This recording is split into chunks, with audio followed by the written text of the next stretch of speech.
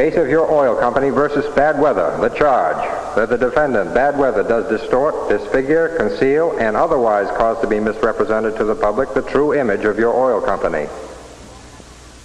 To you, the jury, we are about to present for your verdict the case against bad weather, alias snow, sleet, or rain. We will prove that he does cause serious damage to your company image by causing to be worn the very guise you see here in the witness chair. Furthermore, we will prove that we have the solution to the crimes he is committing against you. Now we ask you to visit with us the very scenes where these crimes have been committed.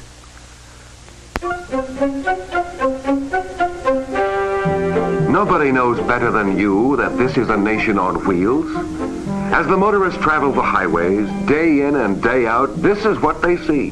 Beautiful stations alive with a feeling of quality and service. Stations resplendent with all the allure that modern merchandising techniques can give them. Your industry, more than any other, is aware that people remember 85% more of what they see than of what they hear. Millions are spent to convey the best visual impression to the motoring public. Because it is recognized that visual impact pays off in gallonage, almost nothing is left undone. Symbols designed to leave an indelible image on the consumer, extra services that make the customer come back, and of course, well-uniformed attendants who reflect well upon the company, for clothes might not make the man, but they do help make the customer want to come back.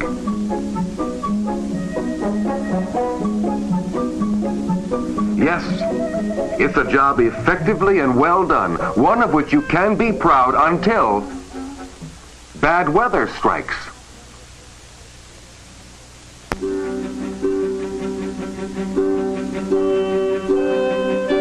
Yes, when bad weather strikes, something happens. I call your attention to the prosecution's exhibit number 1, the man who represents your company. The man who, to the motoring public, is your company. What image does he transmit at this point? It is our contention that it is here that bad weather has gotten away with murder. Just look at the evidence. Numerous witnesses could be called to testify that in rain or snow, this is what your customer sees: a blurred, incomplete image, dressed up symbols, and drab-dressed company representatives. At the point of sale contact, bad weather is obliterating the very impression you spend millions to convey. Yes, everybody talks about the weather, but no one does anything about it. We will show you that something has been done about it. Two men, Don Farrington and Bill Bryan, who had developed the credit card imprinting system used by most major oil companies, recognized the crime of the blurred image and set out to develop foul weather clothing that would solve it by organizing the subsidiary of Weather King Corporation for that purpose. Since the Farrington-owned business of Sawyer Tower Products Incorporated is one of the country's pioneers and leaders in the development and production of protective garments, production know-how and facilities were readily available. Since 1835, when it first manufactured oiled clothing for fishermen, Sawyer Tower had been making garments to foil the elements.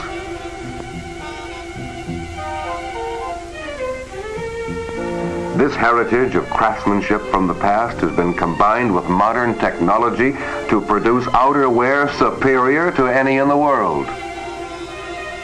The company's rubber-coated clothing and neoprene-coated fabrics are used by municipalities, utilities, construction firms, boatmen, and industries everywhere. The firm has been in the forefront in the development of reflective and phosphorescent safety clothing, protective suits for rocket fuel handling, and protective clothing that resists acids, oils, and other chemicals. But here was a new challenge. This had to be something special, something never before achieved, a low-cost garment with special eye appeal to specifically fit your company image, yet able to withstand the rigors of both the weather and the oil business. and so started an extensive research and development campaign to combat your enemy, bad weather. First, the men who would wear the garments were interviewed. How did they like the idea? Well, they were enthusiastic. The findings showed that they wanted colors to conform with the company's identification. Bib-like trousers, removable jacket with hood were unanimously agreed upon. The material had to be resistant to both heat and cold, grease, oil, acid, and all the other eventualities of their working day. Roominess and lightweight were stressed. But the most common question was, when can we get them? Now began the search for the right material. It had to wear like iron and be as light as a feather. The coating had to be colorful and resistant to various oils, grease, acids, lead. Preliminary research indicated use of nylon for the fabric and polyurethane for the coating. Our material went into the laboratories for the most thorough, exhaustive testing possible. How did it withstand extremes of temperature? In the cold test, it was subjected to variations down to -5 degrees and then put to severe punishment to test for cracking or stiffness. This material must never hamper the movements of a man working outside in zero weather. Right from the Arctic-like temperature in the cold box to the hydrostatic pressure machine for another severe test. Of course, no garments are ever subjected to this type of treatment on the job, but it's a fine test of material strength, and the government specifies that a typical garment should resist 30 pounds residual hydrostatic pressure. After exposure in the cold box, Weather King material tested to 110 pounds. Washability of the fabric was a prime requirement. Grease and oils were easily removed and the stains eliminated by washing in regular household soaps and detergents.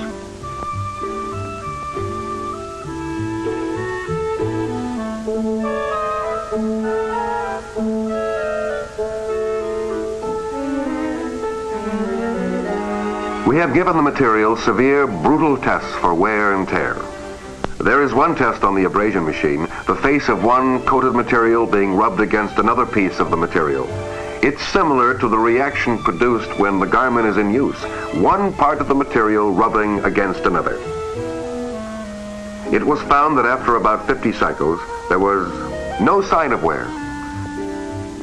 This is a more severe type of abrasion test, which might be compared to the punishment the knee of a garment takes when a man kneels down to change a tire.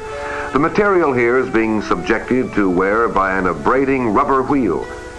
We can measure the amount of wear by the loss in weight in milligrams for a set number of cycles.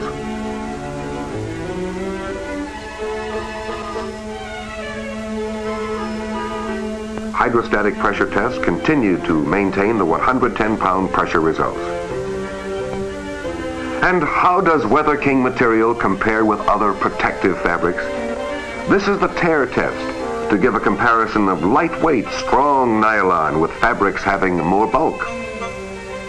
What we see here is that the coated material that goes into Weather King suits exceeds the tear strength of, say, a cotton fabric, which is 3 to 4 times the weight of our material. Every conceivable situation encountered in a service station was duplicated in the laboratory. The polyurethane-coated nylon passed them all.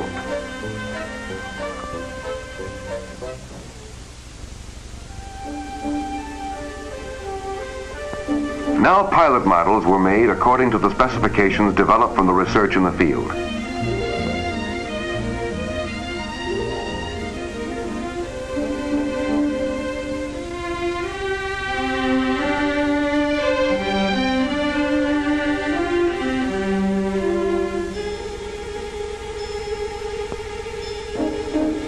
Then back to the men at the stations with the invitation to test the garments thoroughly on the job.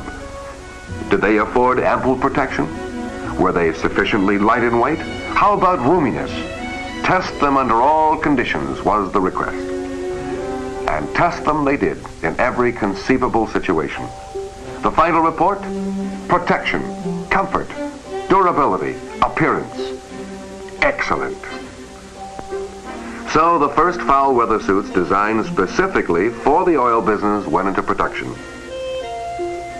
In spite of the light weight of nylon as compared with the heavy materials used in the manufacture of standard foul weather garments, the technology was developed to make it adaptable to existing production machinery and techniques.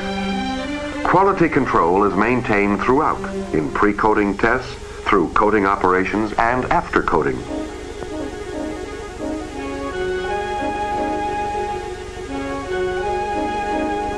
Weather King Corporation's associate company, Sawyer Tower Products, put its 125 years of experience and facilities to work to produce a garment economically which would meet all the demands of a demanding business. This was the way the evidence was gathered, sifted, evaluated. This is the proof that Weather King brings against bad weather. The case of the blurred image is solved.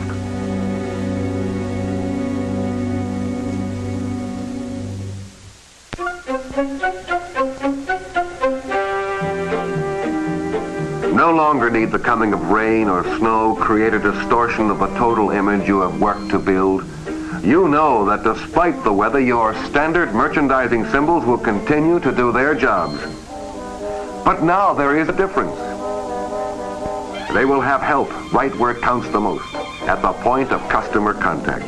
With Weather King garments, your company will have a clear, complete image, one consistent with the total effort of your organization. We maintain that in the field-tested Weather King protective clothing, the men who serve the motoring public will be an important public relations force for you. They will be seen, they will be remembered. No longer will they cast that indistinct image of anonymity.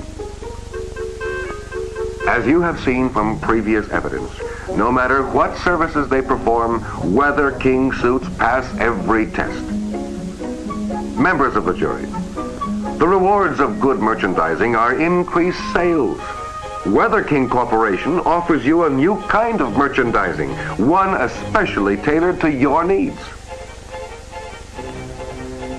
We maintain that it is time that the culprit bad weather be recognized for what he is, a menace to you and your company.